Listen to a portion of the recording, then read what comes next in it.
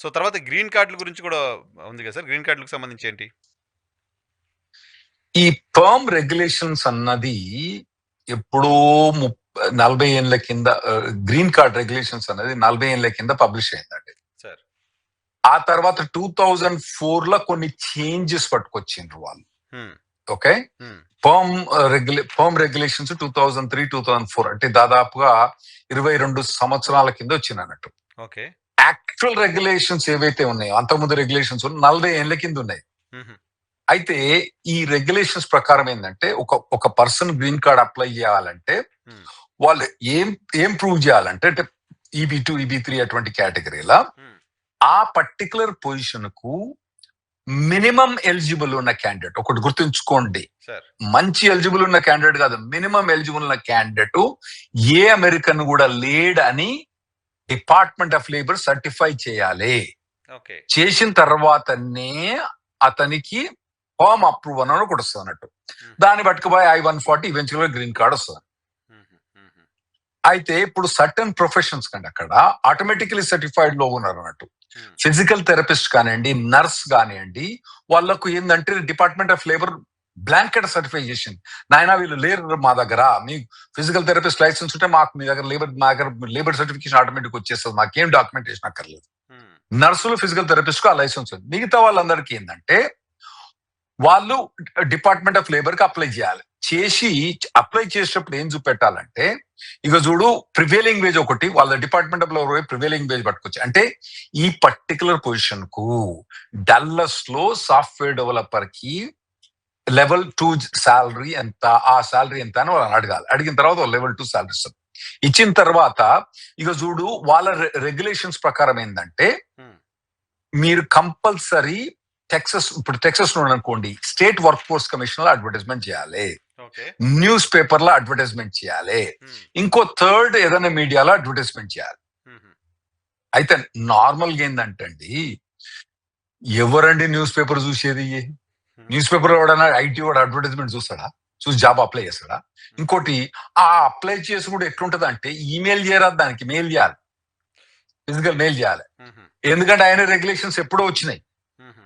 So వాళ్ళు పెట్టిన regulations అన్ని కూడా అవుట్డేటెడ్ అయిపోయినాయి. అవి ఇప్పుడున్న మోడర్న్ నీడ్ కు నెసెసిటీ లేదు. ఎవరు చూస్తారు? న్యూస్ పేపర్లే డిసపియర్ అయిపోయినాయి అక్కడ.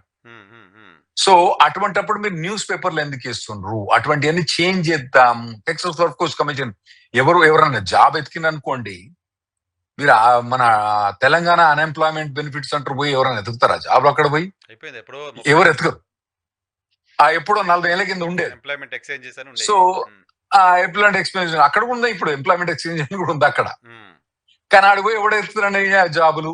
సో అవన్నీ రెగ్యులేషన్స్ అన్ని కూడా చేంజ్ చేద్దామని ప్రపోజల్ పెట్టినండి ఇప్పుడు. సో దీని వల్ల పర్మనెంట్ లేబర్ సర్టిఫికేషన్ అన్నట్టు. లేబర్ సర్టిఫికేషన్ అంటే నేను ఇంతకుముందు చెప్పినట్టు ఏ అమెరికన్ కూడా మినిమం ఎలిజిబుల్ ఉన్న క్యాండిడేట్ ఇక్కడ మా దగ్గర జాబ్ చేయడానికి రెడీ లేడు అని డిపార్ట్మెంట్ ఆఫ్ లేబర్ సర్టిఫికేషన్ పోమంటారు అన్నట్టు. ఓకే, అది సర్టిఫై అయిపోయిన తర్వాతనే మీకు గ్రీన్ కార్డ్ వస్తుంది. అయితే వైఎన్ఆర్ గారు మీరు ఒక క్వశ్చన్ అడగవచ్చు, అయ్యా బాబు ఎవరిని గ్రీన్ కార్డ్ రాదు, ఇంత ముందు వచ్చి మీరు 100 ఏళ్ల దాకా గ్రీన్ కార్డ్ రాదని చెప్పి నువ్వు మళ్ళీ పరమ అవసరం ఎందుకు మనకు అంటారు కదా. అయితే ఈ పర్మ్ అనేది గ్రీన్ కార్డ్ ఒక్కటే కాదండి. ఇప్పుడు ఒక H-1B అన్నది 6 ఏళ్ల మటుకే ఉంటది. 6 ఏళ్ల తర్వాత మీరు ఎన్కొచ్చేయాలి. అయితే ఒకవేళ గనక మీకు I-140 అప్రూవ్ అంటే పర్మ్ అప్రూవ్ అనుకోండి, మీరు పర్మ్ అప్రూవ్ అయిపోయి I-140 అప్రూవ్, I-140 అనేది ఒక క్లినికల్ స్టెప్ అనుకోండి, పర్మ్ మెయిన్ స్టెప్ ఉంటుంది. మీకు పర్మ్ అప్రూవ్ అయిపోయింది అనుకోండి, I-140 అప్రూవ్ అయిపోయింది అనుకోండి, అప్పుడు ఏంటంటే H-1B అన్నది మీరు ఎల్ల కాలము వాడుకోవచ్చు. ఎల్ల కాలం అంటే 90 ఏళ్ల దాకా వాడుకోవచ్చు H-1B. సో H-1B పర్మనెంట్ అయిపోద్ది, అప్పుడు 6 years కాస్త పర్మనెంట్ అయిపోద్ది. పర్మనెంట్ అయిపోద్ది. ఈ పర్మ్ అన్నది వాళ్ళ మనోళ్ళ గ్రీన్ కార్డ్ వచ్చడానికన్నా అంటే వెనకట ఎప్పుడు ఫైల్ చేసిన వాళ్ళు 2012-13 టైంలో ఫైల్ చేసిన వాళ్ళు గ్రీన్ కార్డ్ వస్తుంది లేండి. కానీ ఇప్పుడు ఈ 2026 లో ఫైల్ చేసిన ఎవరిని కూడా గ్రీన్ కార్డ్ రాదు. ఎందుకంటే వాళ్ళు 120 ఏళ్ళు బతకరని నేను అనుకుంటానా. మరి కొత్త టెక్నాలజీ నా సంగతి నాకు తెలియదు. అయితే పెరిగిపోద్ది, ఇంకా మనం ఆశలు అది ఆశలు ఎవరికి లేవు. గ్రీన్ కానీ 6 ఏళ్ల తర్వాత ఎవరికి లేవు. ఇప్పుడు వాళ్ళకి తెలుసు, అక్కడ పోయిన వాళ్ళకి తెలుసు, అరే నాయన గ్రీన్ కార్డ్ EB2 EB3 రాబోతే మాత్రం రాదని తెలుసు, వాళ్ళకి అందరికి తెలుసు. కానీ ఈ పర్మ్ ఎందుకు అప్లై చేస్తారంటే 6 ఏళ్ల కన్నా ఎక్కువ H1B రావాలంటే మీరు ఈ పర్మ్ కావాలి. ఇంకోటి H4EAD అని ఉన్నది కదండి, దాని మీద మన దగ్గర మన తెలుగు వాళ్ళు ఒక 2-3 లక్షల మంది ఉన్నారు. ఆ H4EAD రావాలంటే మెయిన్ అప్లికెంట్ కు I-140 అంటే పర్మ్ అప్రూవ్ అయి ఉండాలి. సో దానికోసం కూడా పర్మ్ కావాలి.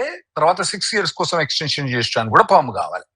ఈ రెండింటి కూడా పర్మ్ కావాలి. కానీ ఆ పర్మ్ కనుక మనకి ఇబ్బందులు పడితే మనకు ఈ 6 ఏళ్ల కన్నా ఎక్కువ H1B కూడా ఇబ్బందులు పడుతుంది. H4 కొత్తగా వచ్చే H4EAD కూడా ఇబ్బంది పడే ఛాన్స్ ఉంటుంది.